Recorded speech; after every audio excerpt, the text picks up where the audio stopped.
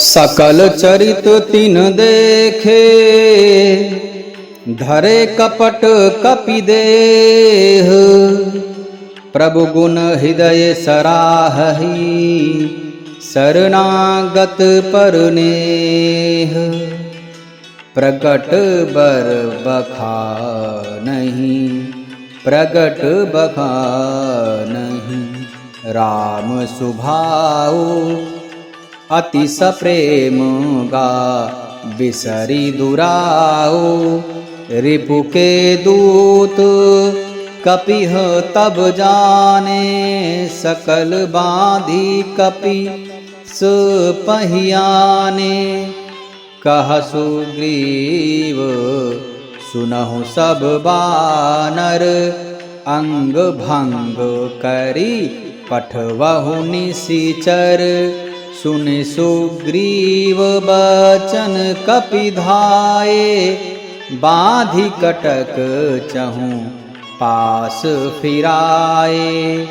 बहु प्रकार मारन कपि लागे, दीन पुकारत तदपि ना त्यागे। जो हमार हर नासा काना, तेहि कौशला धीस कयाना। सुनि लक्ष्मण सब निकट बोलाए, दया लागी हंसी तुरत छुड़ाए। रावण कर दीजहूँ यह पाती, लक्ष्मण बचन बाचु कुल घाती। कहेउ मुखागर मूढ़ सन, मम संदेशु उदार। सीता देई मिलहु नत आवा, कालु तुम्हार। सीता देई मिलई नत आवा, काल तुम्हार। जब भी विभीषण जी को रावण ने अपने घर से निकाला था, लंका से निकाला था, तो उसके पीछे अपने दूत को लगा दिया था। अब दूत यहाँ पर देख रहे हैं कि श्री रामचंद्र जी के शरण में विभीषण जी चले गए, और रामचंद्र जी ने किस प्रकार से उनका भव्य स्वागत किया। अपने समान जिस आसन पर श्री रामचंद्र जी बैठे थे, उस आसन पर विभीषण जी को बैठा दिए, और श्री रामचंद्र जी ने अनेक प्रकार के उपदेश दिए। यदि कोई भी ब्राह्मण, कोई भी नर हो नारी हो, कोई भी जाति का हो, यहाँ पर जाति का वर्णन नहीं किया गया है। स्त्री पुरुष ब्राह्मण वैश्य शूद्र और क्षत्रिय, कोई भी शूद्र हो, कोई क्षत्रिय हो, कोई भी जाति का हो, वह ब्रह्म हत्या का पाप भी लगा उसको, यदि वह मेरी शरण में आ जाता है तो मैं उसके सारे पापों को नष्ट कर देता हूँ। और आप मेरी शरण में आ गए हो, अब आप संत हो गए। यदि कोई भी भगवान के शरण में आता है तो उसको संत ही समझना चाहिए। यहाँ पर श्री रामचंद्र जी ने इस प्रकार से उपदेश दिया है, मैं उसको संत बना देता हूँ। संत है नहीं, परंतु मैं उसको बना देता हूँ। उसके सारे पापों को, पुराने जितने भी लेखा जोखा सब खत्म, एक संत के जैसा उसको बना देता हूँ। और अपने समान बना देता हूँ। जिस आसन पर श्री रामचंद्र जी बैठे हैं, उस आसन पर बैठाते हैं। और श्री रामचंद्र जी कहते हैं कि वह भक्त, जो भक्त सगुण होता है, सगुण भक्ति का उपासक होता है, ब्राह्मण का सम्मान करने वाला होता है, और उसका नियम कानून जो है उस पर चलने वाला होता है, वह मेरे प्राणों के समान प्रिय होता है। प्राण से ज्यादा प्रिय किसी का कोई भी वस्तु हो ही नहीं सकता है। यह सारी बात सुन करके जो दूत थे रावण के, श्री रामचंद्र जी की प्रशंसा करने लगे, श्री रामचंद्र जी की जय जयकार करने लगे अपने मन में, क्योंकि बाहर तो कर ही नहीं सकते, नहीं तो रावण उनका गला काट देगा। और यह सब कर ही रहे थे। उनका भेष था बंदर के जैसा, इसलिए अब तक वो टिके हुए थे। फिर भी कुशल वानरी सेनाओं ने उनको पकड़ लिया, पकड़ के बांध करके विभीषण के पास नहीं, सबसे पहले लेकर के गए अपने राजा। उनके राजा कौन है? सुग्रीव जी के पास गए कि ये दोनों आए हुए हैं, क्या किया जाए, इनका किस प्रकार से स्वागत किया जाए। तो सुग्रीव जी कहते हैं इनको बांध लो, अंग भंग करके पठाओ, इनका कुछ न कुछ अंग भंग करके तब इनको पठाओ, ऐसे ही स्वागत करके मत इनको भेजो। अब चिल्लाने लगे, मारना पीटना चालू हो गया। वानरी सेनाओं ने अच्छे से स्वागत किया मार पीट करके, परंतु मुझे छोड़ दो, कृपा करो, ये करो वो करो, विनती करने लगे। इतने में लक्ष्मण जी आ गया। लक्ष्मण जी से विनती करने लगे तो लक्ष्मण जी ने हंस के छुड़ा दिया, चलो ठीक है, छोड़ो, क्या हो गया, लंका पति रावण के दूत हैं, ठीक है। लक्ष्मण जी के सामने कौन है, गाजर मूली के जैसे, क्या कर लेंगे, मारेंगे तब भी ये लोग क्या कर लेंगे, इनको मारने पर नहीं, जिंदा रहेंगे तो क्या हमारा क्या हानि कर पाएंगे। तो लक्ष्मण जी छुड़ा दिए, जाने दो, क्या जरूरत है मारने के, बाद में मारेंगे, जाओ। उनको संदेश देना था रावण को, इसीलिए बोले कि जाने दो, अब जा करके रावण को मेरा संदेश सुनाओ। सीता दे मिला ना था आवा काल तुम्हार, यही संदेश है मेरा कि माता सीता को सम्मान सहित वापस लौटा दो। अभी भी तुम्हारे पास वक्त है, अभी लड़ाई प्रारंभ नहीं हुआ है, युद्ध प्रारंभ नहीं हुआ है, अभी भी तुम्हारे पास समय है, बुद्धि विवेक का सहारा लो। जो समुद्र पार करके, अभी तो पार नहीं हुआ है परंतु बाद में तो होंगे ही, जिनके पास इतनी क्षमता है,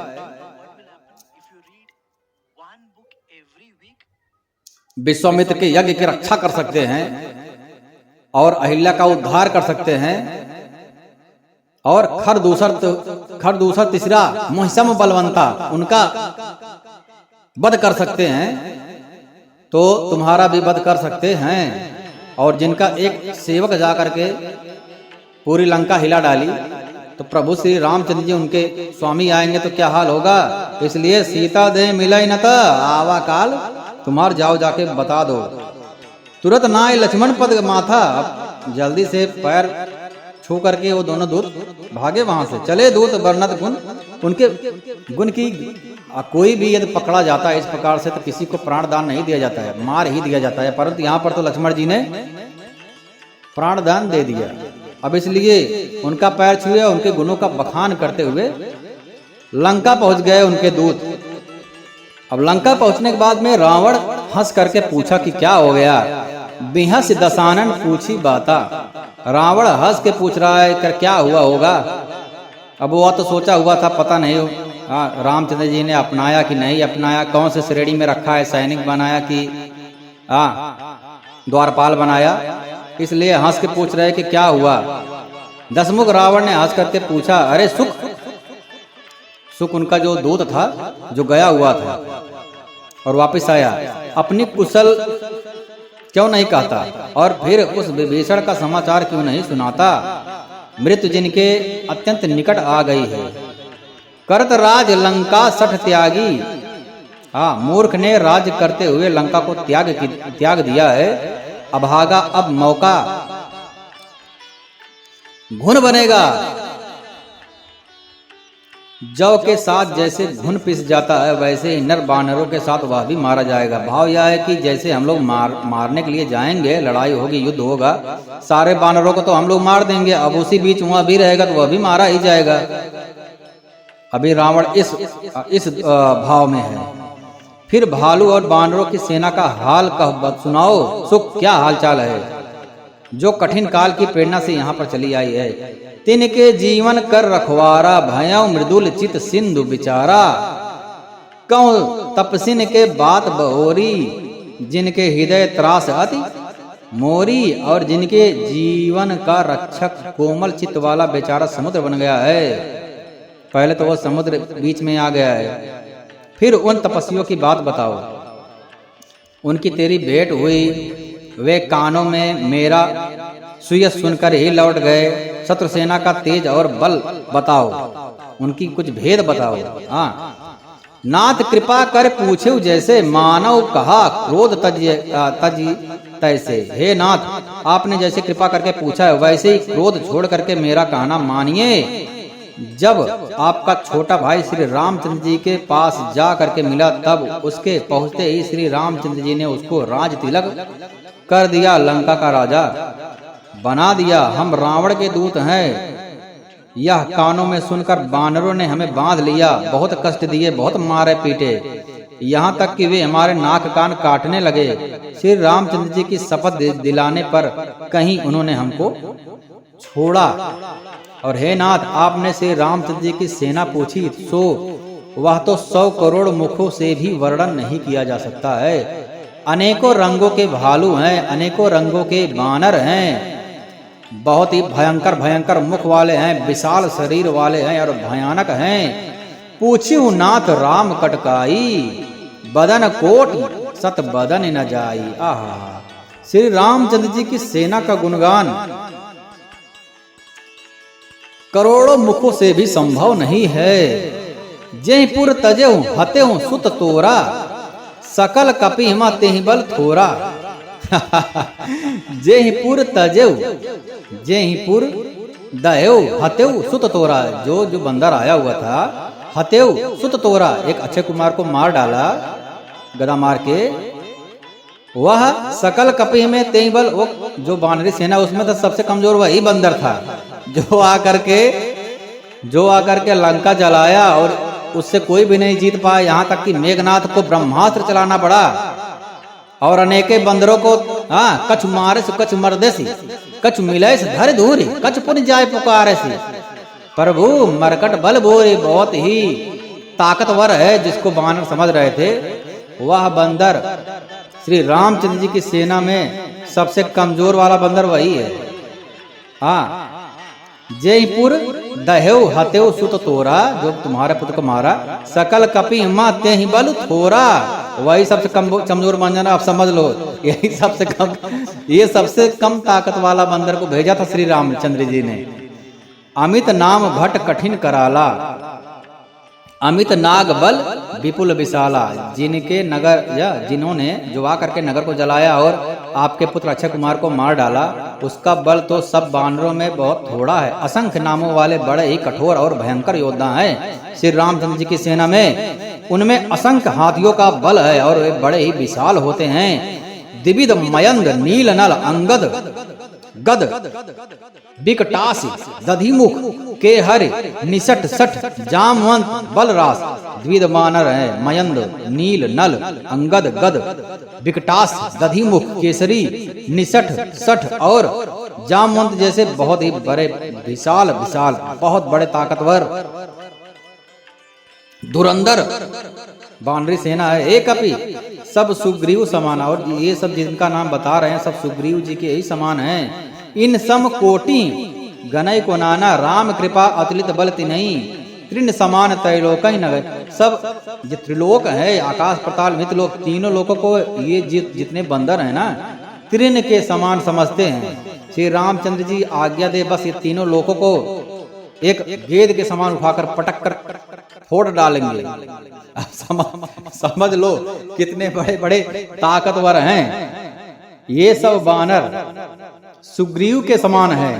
द्विविध बानर, मयंद बानर, नील नल अंगद गद विकटास दधिमुख केसरी निसट सठ और जामवंत, ये सभी सुग्रीव ही सबको समझो।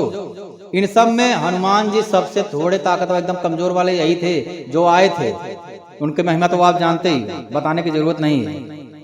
हाँ, कोई कुछ कर नहीं पाया। ये सब जितने हैं सब सुग्रीव के समान है। इनके जैसे एक दो नहीं है, ऐसे करोड़ों बंदर हैं। उन बहुत सो को गिन की कौन, अब उन इतने सारे हैं उनको कौन गिन सकता है? इतने बहुत सो को कौन गिन सकता है? श्री रामचंद्र जी की कृपा से उनमें अतुलनीय बल है। तीनों लोगों को तृण के समान समझते हैं। सब लक्ष्मण जैसे ताकतवर है, अनंत बलशाली हो गए हैं। यदि श्री रामचंद्र जी आज्ञा दे तो धरती को फोड़ डाले। ये तीनों लोगों को तृण के समान समझने वाले हैं। और हे दशग्रीव, मैंने कानों से ऐसा सुना है कि 18 पद तो अकेले बानरों के सेनापति हैं। हे नाथ, उन सेना में ऐसा कोई बानर नहीं है जो आपको रण में न जीत सके। सुख सुना रहा है कि कोई भी ऐसा बंदर नहीं है जो आपको रण में ना जीत सके। आपको मारने की क्षमता रखते हैं सारे बानर। अस कह सुना श्रवण दशकंधर, पदम 18 जूथप बंदर। नाथ कटक महसो कपिनाही, जो न तुम्हें जीते न। पदम 18 जूथप, अकेले वानरों के सेनापति 18 पद्म तो सेनापति हैं, 18 पद्म सेनापति हैं, बंदर नहीं, 18 पद्म सेनापति। अब उनकी सेना में कितने बंदर होंगे पता नहीं, 18 पद्म तो सेनापति हैं। जो आपको एक एक सेनापति यदि बोला जाए तो आपको अकेले जीतने की क्षमता रखते हैं। 18 पद्म सेनापति थे, कितने बंदर होंगे, कल्पना से परे। अब ऐसा समझ सकते हैं जितने आकाश में तारे हैं, जितने महासागर में जितने बूंदे हैं, उतना समझ सकते हैं, अर्थात अनंत बंदर हैं। पदम 18 जूथब बंदर, परम क्रोध मीजय सब हाथा, आय सुपय न दे ही रघुनाथा। सबके सब अत्यंत क्रोध से हाथ मीज रहे हैं, पर रघुनाथ जी उन्हें आज्ञा नहीं देते हैं। हम मछलियां और सांपों सहित समुद्रों को सोख लेंगे, नहीं तो बड़े बड़े पर्वतों से उसे भर करके मिटा देंगे। मर्द गर्द मिले वहीं 10 सीसा, ऐसे ही बचन कहीं सब कीसा। क्या बोल रहे हैं सारे बंदर? पद्म 18 जूथब, 18 पद्म तो सेनापति हैं। वे सब क्या बोल रहे हैं कि रावण को मसल करके धूल में मिला देंगे।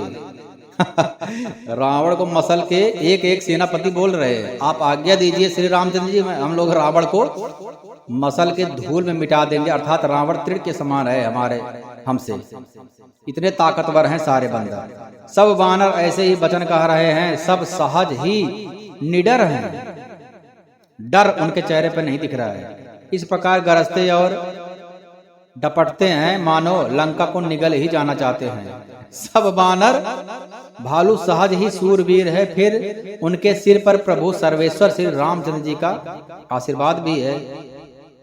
हे रावण, वे संग्राम में करोड़ों कालों को जीत सकते हैं। राम तेज बल बुद्धि विपुलाई, शेष सहस सत सकहीं न गाई। श्री रामचंद्र जी के तेज बल और बुद्धि की अधिकता को लाखों शेष भी नहीं गा सकते हैं। वे एक ही बाण से सैकड़ों समुद्रों को सोख सकते हैं। परंतु नीति निपुण श्री रामचंद्र जी ने अपने भाई से उपाय पूछा। उनके वचन सुनकर के वे श्री रामचंद्र जी समुद्र से राह मांग रहे हैं। उनके मन में कृपा भरी हुई है।